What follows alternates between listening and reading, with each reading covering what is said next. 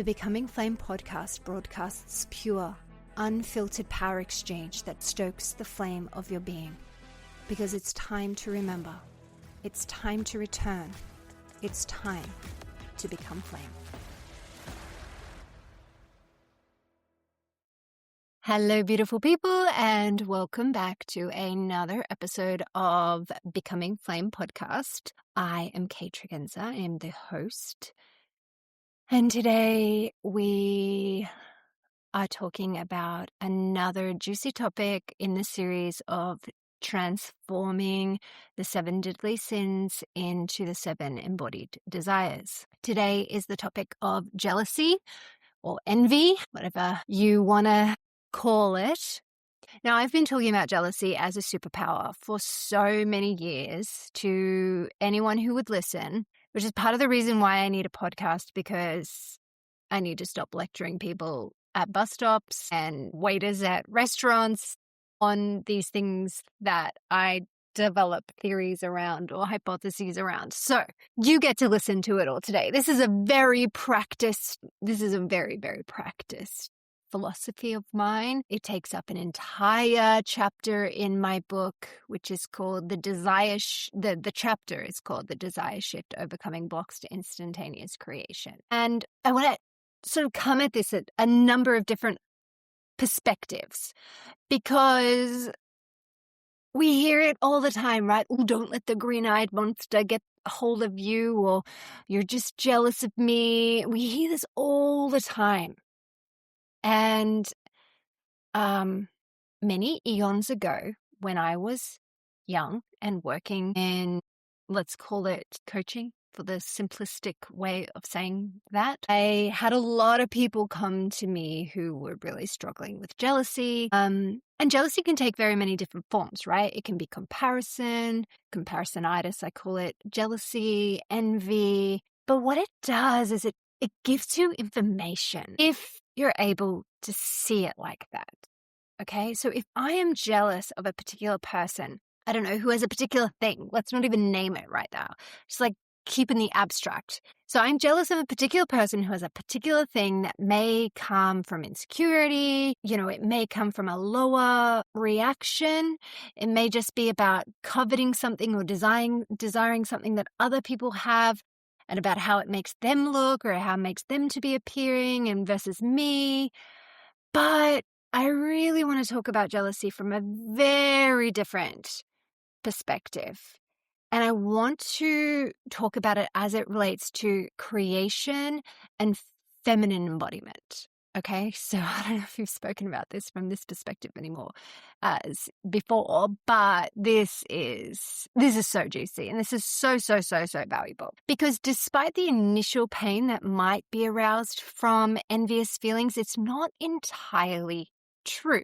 So you might believe that you're experiencing a low-level emotion because of the indoctrination of what jealousy has been told to you in various different books and societal concepts, what your mother said, what other people say to you, what everybody says on social media. So there's this societal concept of jealousy. And so then you think about jealousy as this bad thing that you shouldn't feel and that you shouldn't have. And if you've been listening enough, if you've started connecting the dots, anytime that you have an emotion or a bodily reaction and you name it as bad, you're going to have a little bit of a difficulty in the body.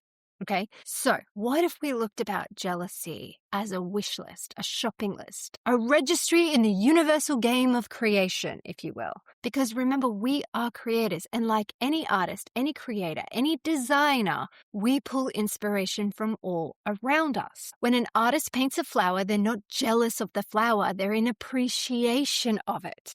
It's not a requirement to paint from their imagination or create a new flower that doesn't exist just so they can paint one. It is completely acceptable to see a flower, cherish it, adore it, admire it, and covet the flower in such a way that you seek to replicate its beauty in your own creations, in your own art. Yet somehow we can all accept this example of a flower, but if I say to you, oh my goodness, I love your husband, I want your husband, I want who he is, those aspects but not those ones. I want, I don't know, seems to be popular, his height, for whatever reason that is.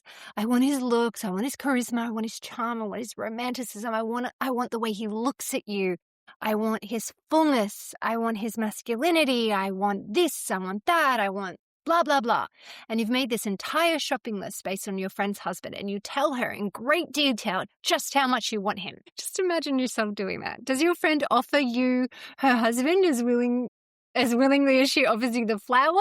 I don't know. It's just a question. Whatever you feel about this is yours to feel. It's yours to know. It's yours to process, yours to understand. But I'm trying to make a point here that for many of us, we don't even want her husband, right? We want aspects of him, or we want an amalgamation of all of your friends' husbands, or, your variety of different traits and aspects of people that aren't even gender-based. That might be this and that, and you make this composite, Frankenzoid sort of creation of someone in your life that you're yearning for and jealous of. And what I really want to move into this topic of jealousy is that as artist, as yourself, going about designing the life that you want to be living, you are here to replicate pure love into form. So it is perfectly acceptable to create a shopping list based on an amalgamation or a singular source of information from your external world in the exact way in which you know how to replicate love and create the life that you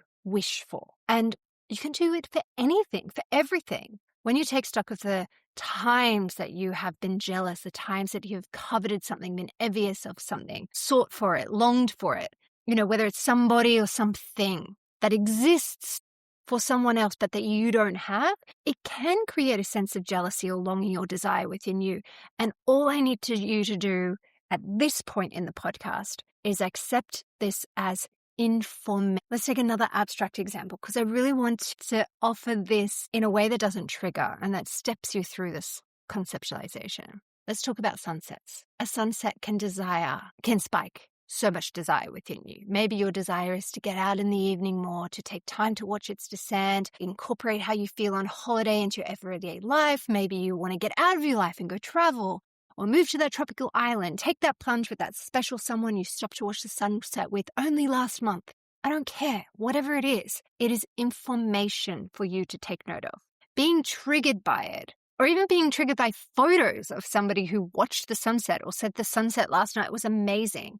Cannot be jealous of the sunset. Nobody owns the sunset. It happens every single day, and there is zero barrier to accepting the sunset into your life. You literally just have to step outside, look up, see it, experience it, take a pause. So you have as much access to the sunset as anyone else on the planet. It's truly democratic. So any emotional arousal about the sunset is information about something else. Think about when you do have those moments where you stop and you look at that sunset, and it's this moment of awe, of beauty, of truly accepting a pleasurable moment into your life. There's as much access to pleasure in your life, in the small and in the big things, as there is for you to access the sunset.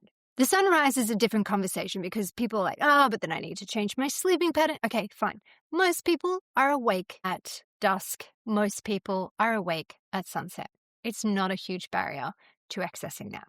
And so if we were sitting and we were talking about you being jealous of the sunset, and you were really triggered and you had to overcome it and push it down, or you found it embarrassing, or it was undesirable to have jealousy. That's like saying it's embarrassing and undesirable to go grocery shopping with a list and you should simply just wing it every time. The idea that jealousy is simply a shopping list is a really neutral way of approaching jealousy. And when we have neutrality around something, then we can actually use the power of it. So let's first at least accept that jealousy can be neutral for you. Okay, so oftentimes the way in which jealousy first comes to us is experienced as a toddler, when our mother or caretaker told us, don't do that. No, you can't have that. Don't feel bad. Don't grab that other tie. Don't have these big emotions about wanting what you want. And so we are trained to thwart, to ignore, to reduce, to ignore. And so the question right now is like, Where in your body were you told to ignore your jealous desires, and where did those desires still exist, still want to be fulfilled, but you're thwarting them, you're not acknowledging them, you're not allowing them to be what you want? And do you therefore, on top of that, have shame for having had them? So, I don't know, you want a toy, you're not allowed to have that toy, you're told no, you're told you're not allowed to like that, you're not allowed to want that, it's not good. And then you're denied, and you learn over time to ignore your jealous desires or your desires in general, and have shame for wanting, for desiring, for expressing desire. Okay, so just allow this conversation to bring up wherever that is listed in you, stored within you, and just keep breathing. And if you're yawning a lot, if you're getting uncomfortable in your body, that's a really good sign that something might be trying to communicate with you or shifting out. So, good parenting tips aside, I'm not going to get into that conversation today.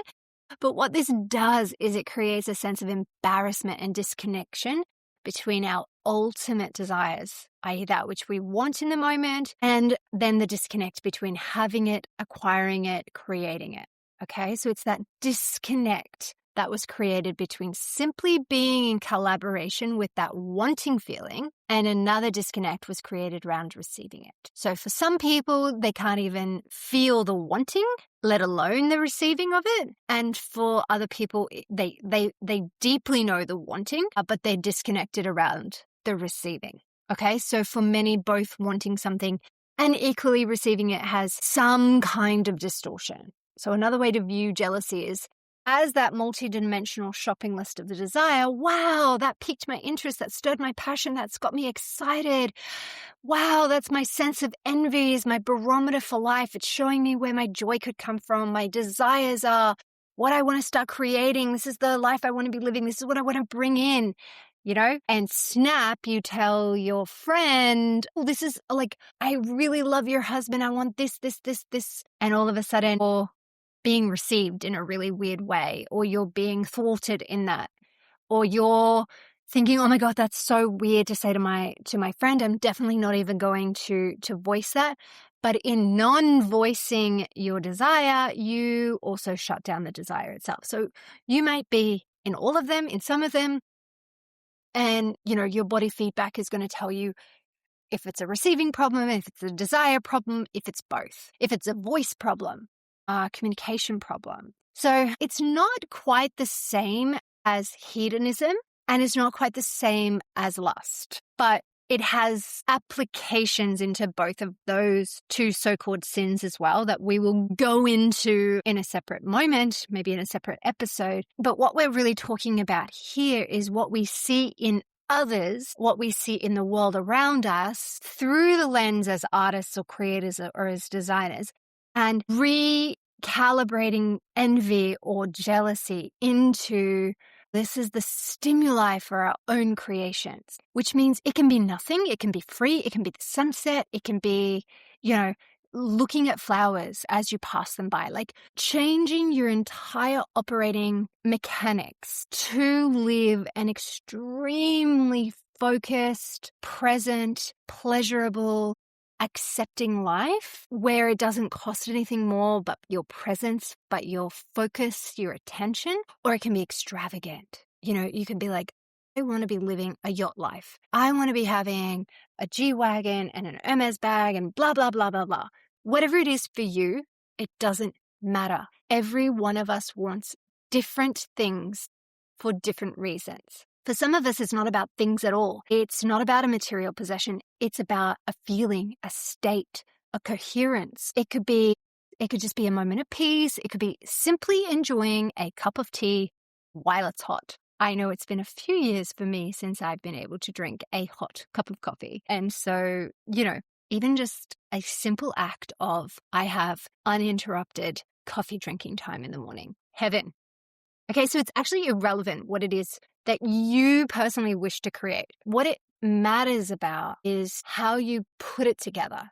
So it's irrelevant as to the amount of atoms that we put together. More atoms, bigger things doesn't create more work. That's an very old idea, very, I have to hustle and grind idea that building a tall building is more difficult than building a small building, that you need more materials and you need more energy and you need more. No, where we're at is intention is what creates and the desire is what creates. And the outcome of the creation is simply what is held within your identity, your choice, your frequency, and the coherence that you can hold within your body. If your intention that you're holding so dearly, so strongly, is a small cottage in the middle of a forest hidden away from view from absolutely everyone.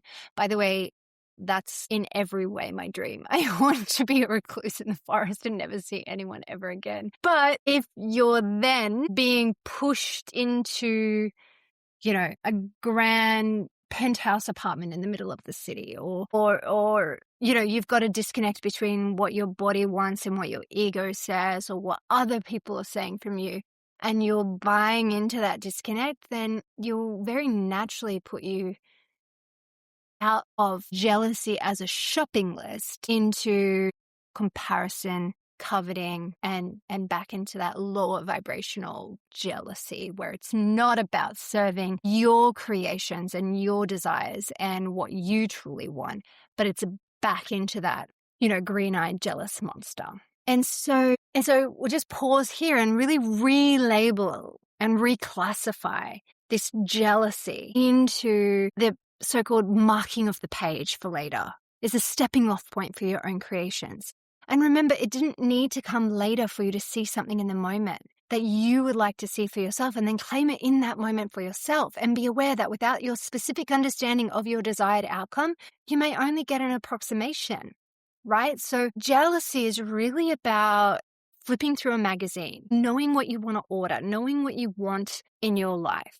And sometimes you can't even see that until you consume the information and until you consume the video, the image, or the life of somebody else that is living what you want. Sometimes you don't even know that you want that until you see it. And then that's that opportunity of going, oh, that feels in my body like I really want that. And so the opportunity is in that moment that you go, oh, I really want that. I really want what they have. The difference between knowing that it's a shopping list and knowing that it's jealousy and that you're like jealous of somebody else is the belief that you have in yourself to create anything that you desire. So it's not about being humble. It's not about shaming yourself or anguishing or being embarrassed or apologizing for that which we want in something else, or even for wanting at all, for unabashedly desiring whatever it is that we want.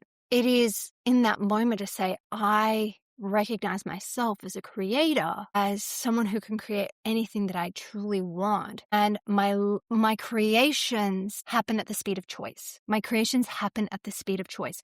Whatever I choose in this moment is what shall come. It might not appear and materialize before your very eyes, but if you keep making choices along that track to what you truly, truly want, there's no way that it cannot come to you, because you are choosing and choosing and choosing. And every aspect of your life is adding up to the choices that you are making. Conscious about the choices that you're making, then you're choosing unconsciously to live the life that you are.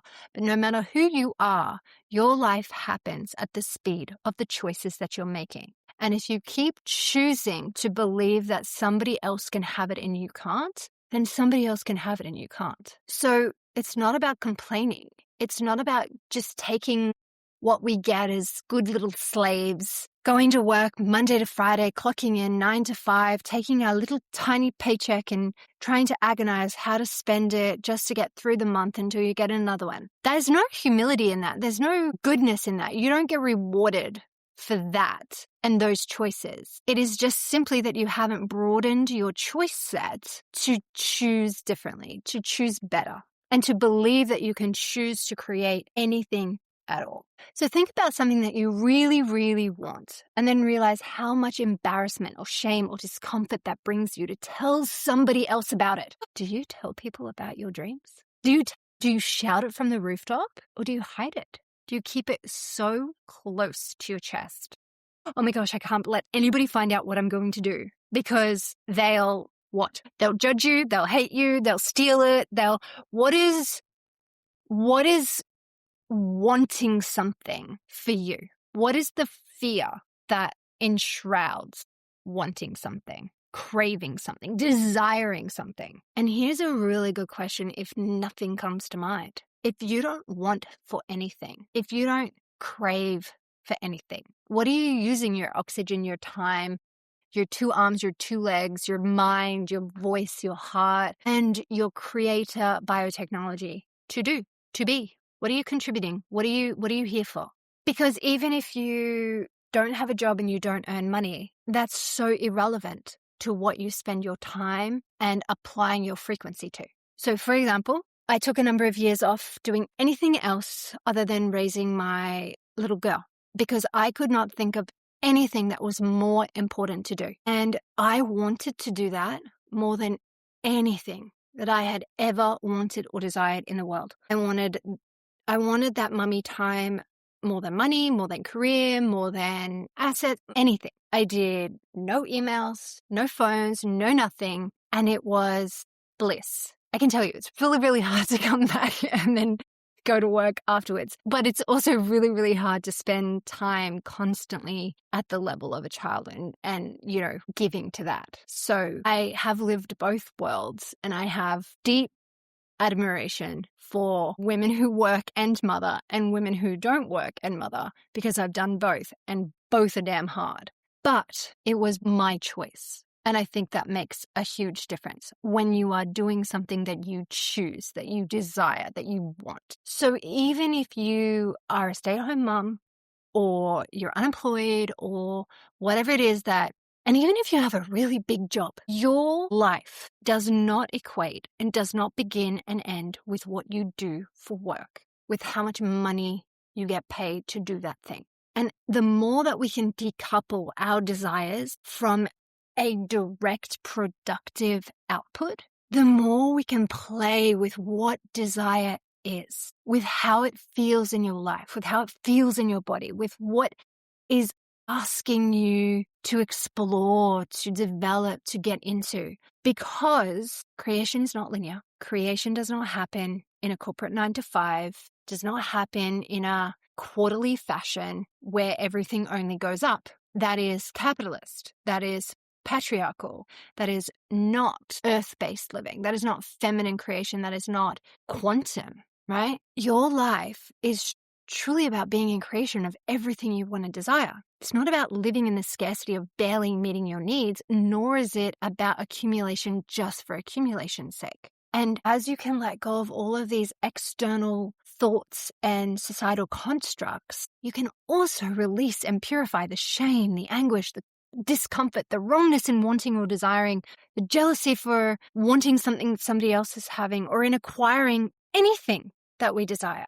You can also purify the numbness around not even wanting at all and somehow thinking that's a valuable way of living. Well, I'm so small and I take up so little space on this planet, so I'm therefore whatever you think that is. Because the name of the game and becoming flame is being so true to yourself, so magnetic in who you are and the truth of you, that these human limits and the limits imposed on us by an alternative agenda or whatever you want to call outside forces, that has nothing to do with you whatsoever and what you want and what you can create, that you can release it. Release from the fears of what other people think or will say.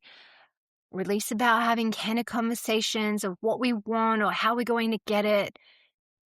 All of the anxiety around how can be just dropped. Because if you practice every day, I desire to smell that flower. I desire to see that sunrise. I desire to kiss my baby. I desire to feel my own hands touch my own skin for a moment. I desire a hot cup of coffee in the morning. I desire long sleep-ins and decadent mornings. I desire feeling the earth on my feet. I desire whatever it is for you. If you can practice very easy daily activities of desiring something and fulfilling that desire and releasing embarrassment, shame, angst, anxiety, discomfort, I don't know, any other emotion that isn't coming to me so quickly at this moment. And step into being the creator of your own desires, wants, and needs now, and knowing that your life changes at the speed of choice. Then you get to go to work and you get to practice and revel in this skill of creating the life that you desire. You will be so excited when you feel jealous about someone or something, because you'll be really specific now. You'll be like, that specific thing that she had, did, said, whatever, that's what I want. That's what I need. That's what I'm feeling. That's where it is for me. I'm feeling light there. I'm feeling excited there.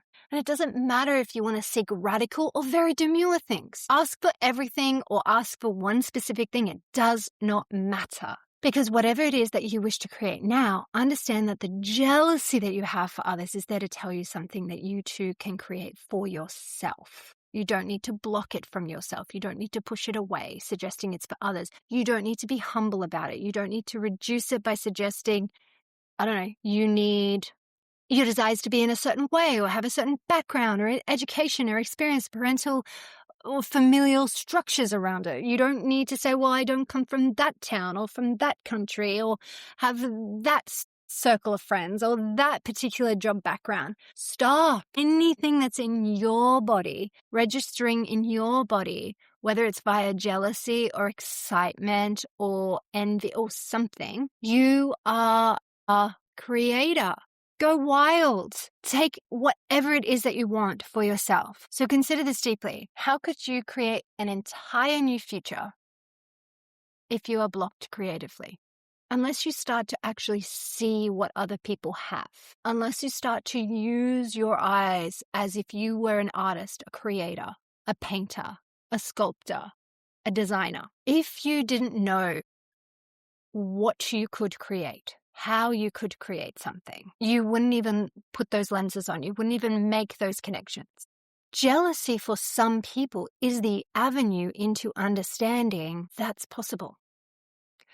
And jealousy can sometimes be the feedback loop of showing you where you don't believe you are an unlimited, infinite creator, which is why you get angry about it. Angry and you're triggered at the fact that you think that person knows how to create and you don't. But the only reason you would be jealous or upset about that is because your body knows, yes, I am.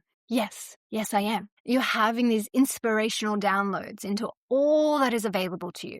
You're opening your eyes, your ears, your senses, your mind, you're dreaming, and you're opening your hands and your sensations to create, to walk in, to feel, and to live in this new paradigm of the freedom of the life you want to create. And so anywhere where desires and creations are stopped, reduced, or redirected, when you say, I don't need it, I'm fine. What else do people say? Like, oh no, it's fine. I'm happy with what I've got. Or then they say things like, yeah, but you know, money can't buy happiness. What are you talking about? Nobody's even talking about nobody said that you had to give up your happiness. So this commonly implanted thought form for an agenda of keeping yourself small, not having to risk anything, not having to step into a higher identity, removes the construct that art is only made to be bought or sold, or is ego-based, or is just about surviving. Life and life force is about beauty. It's about creating art daily in your life. It's about creating beauty for the world. Your life could be seen as the greatest art form that you've ever produced, as the greatest act of beauty. Imagine if everyone made their life beautiful. Imagine if everyone's goal in life, if you have to use that word, was about creating joy from artistry and from pleasure, because you, at the deepest core of you, are begging to live a beautiful, big, pleasurable life. And if you could apply that belief system and create a life, and you breathed life into it to exist in that way, and expression became your creation, your life force, and your inherent need to replicate yourself, then you could only replicate yourself as love outside of you, because you would start to see yourself and feel yourself and live yourself as unconditionally loved by you, even if nobody else does it. But you know what happens? When you unconditionally love yourself, you want to replicate that in every way outside of you. external to you. And other people want to be in your orbit because it feels good to be around someone who loves themselves. Just think about that. You know, your depresso friend that's always complaining, that's always, bitching and moaning and talking about the drama and the loop-de-loops that they're going in. And you're just like, oh my God, I'm so exhausted from being around you. Now think of another friend who's all about what they're doing in their philanthropy or in their business or in their family. And they're so excited and they're so happy. And they're happy because they're doing something they love. They're replicating the love that they have for themselves outside of themselves. And that's the person you're jealous of, right? And it's not about what they do or what they have. It's about that feeling state. I'll have what she's having, So when you meet orgasmic people, you can feel it. You can feel it. Of course you can feel it. You know what the old adage they say that the woman who's going to attract all the other men, or I don't remember the expression. It's like that. A woman who can find the next boyfriend is the one who's already in love. People love being around people who are in love. And you don't need a partner. You don't need a husband. You don't need a boyfriend. You don't need a girlfriend. You don't need a whatever them. You don't need anyone else to fall deeply and madly in love with yourself and express it as your creation. Express it as your inherent need to replicate the love of you that you have for yourself outside of you. So wherever you are reducing the life force that you exist as, to reduce your needs, to not take up more space, to turn off your voice, to sit on your hands, to eat crumbs instead of your creations of an amazing buffet, you aren't doing that from a place of humility or a place of selflessness. We've changed the word selfless to mean a good thing and the word selfish to mean a bad thing. But really think about the etymology of those words. To be without self is somehow good. Do you know why? Because you're controllable. Because if you don't have a sense of who you are, if you don't know what you want, if you don't know who you want to be, what you want to create, and if you don't believe in the power of your own capacity to create your own life from your own desires, from your own pleasure, from your own life force, do you know what you're going to do? You're going to buy other people's stuff and you're going to fill your house with it. Or you're going to eat more. Or you're going to consume more of something else external because you're not full internally. Because to be in your truth and to be in your life force of power and of love, you don't need anything else. So any perception of difficulty or the notion that you need to work hard to create something, you need to push yourself through a line that is not opening easily for you now, or that you need to hustle, grind, push boulders uphill, whatever you say or think you want is not what you actually want. Whatever it is that you're saying that you want is because of somebody else, or you're too afraid to look at what you want. You're too afraid to even accept that you have wants or you have needs or you have desires. Just let that go. You have your head, your ideas, your creativity, your heart, your truest desires, your truest joys and your truest ambitions, all so you can work as one unified being in one singular direction to choose what you want, what you need, what you desire. So any fractalization or fractaling in your body system where you weren't allowed to feel what you want, where you weren't even allowed to feel what you craved and what you were lacking or missing. It's your body, your being, the completeness of you in your truth, in your full understanding that your physical apparatus, your body technology, has this creation process. And jealousy is an aspect of that that's giving you information, giving you an opportunity to understand your desire, your truth, what you physically require, what your higher destiny is, what your higher image of life is. And as you regulate around jealousy and you optimize your nervous system and your adrenal system and your alignment through your spinal system and every other system in the body that would allow this to come through to you and to be held by you and to live this, you actually just step into the world where your desire already exists. Because in the quantum, all possibilities are infinite and already existing. So sometimes it's not your responsibility to manifest anything or to create anything. It is simply your responsibility to feel the full desire of what it is that you're wanting in your body. And then the recalibration of your body to that desire will shift you quantum quantumly shift you into a physical location where you're able to meet it or where it's already at. And other times it's a requirement that you have to bring the codes into your vessel to incubate it within you before you're able to bring it into reality. Whatever way of creating this desire that you have before you, and each thing is different, right? Some things are really instant and some things take time. But listening to your body about what it needs for each creation and creating in unison with the fullness of your body, the fullness of your truth, will guide you on these case-by-case requirements to whether it needs to be acting spontaneously in the correct moment or sitting in stillness and allowing the silence to guide you into the next step. Your creativity system is so infinitely powerful. We understand almost nothing about how we create as humans yet. And yet, we're finding a lot of the pieces of the puzzle coming from quantum mechanics, and even in many ways, still trying to understand how Einstein's special relativity and quantum mechanics even fit up. We are so many years away from truly understanding in the mind how this works. But the body already knows. You don't need language to create in this way.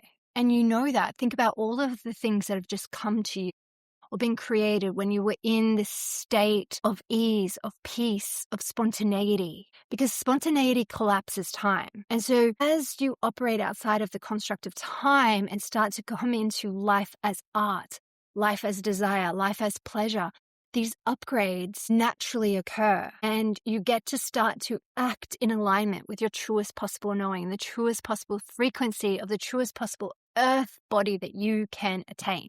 And it's so exciting. It's so, so, so exciting. So there's a lot about jealousy that you can not only neutralize, but then start to transform into power, into this recipe for creation, into an opportunity to say, okay, wherever I'm feeling jealousy in my body, wherever I have in the past felt jealousy about the body, let's remove the charge around every single aspect of that. Let's remove the blocks that it created or the shame that is, piled on top of that. The temptation here is to say that no suffering is real, or that, all you have to do is choose to have or to not to have. But that's a very out-of-body experience. That's a very fake way of approaching it. Really what you want to do is start to have these really strong conversations in silence with your body and simply say to it, body, where is jealousy holding me back? Whether because I don't want to feel jealous or because jealous means something to me, or where am I holding shame because I had the jealousy? Where have I not allowed myself to want, to need, to desire to create anymore because there's a belief within the system I'm holding, the calibration I'm holding to, that says I can't create, whether instantly or not. And so what's that internal recalibration necessary to embrace instantaneous creation when jealousy is let go of, when these challenges are dissolved or neutralized, so that the internal patterns and beliefs that we've been running on can be transcended, not from a spiritual, mental level, but because they're dislodged somatically from the body, or they're transformed and alchemized with the body system, so that you have a greater coherence into allowing that which you do want to be known to you, and then most importantly, being able to receive it. And 3 points. Know what it is, receive it, and keep it. Don't have that taken away from you because you couldn't hold, your nervous system and your coherence weren't wired to hold that which you truly wanted. Because that's another aspect of this, which we stop feeling jealous people, or we start feeling jealous of people because they can hold something that we can't. Because they might have produced exactly what we produced, but they got to keep it and we didn't. We lost it. So that's my belief system around jealousy. I really hope that was useful and gave you information. And if you start looking at everything that you're coming up against in life as information, as data, it gives you a lot of freedom to determine what you're going to do with that information, with that data. All right, beautiful people, thank you so much. And I will catch you very, very shortly next week for the next episode of Becoming Flame.